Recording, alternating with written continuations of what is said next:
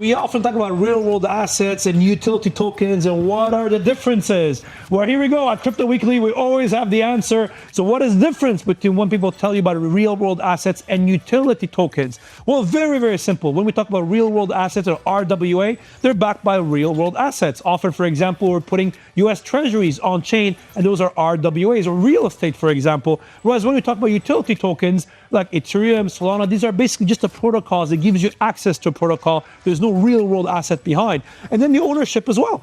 These real world assets give you access to real asset. You hold the right to have it.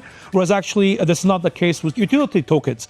Interesting is regulation. When it comes to real world assets, there's the existing regulatory frameworks that exist cover RWAs, and in most cases, utility tokens, there's various moving parts and regulatory scene, but very different. And again, with the value as well. When it comes to utility tokens, the value really goes up and down with the offer and demand. Whereas when it comes to RWAs, they're really tied up to the underlying asset. And of course, the financial returns, which drives a lot of the value. When it comes to RWAs, there's an asset. If the asset generates yield, like US Treasuries, for example, and that you can actually have it in the RWA. Whereas with utility tokens, most of the time, they're not supposed to have a financial reward. It's not allowed by regulations. And this is why often you see it from that perspective. So here we go.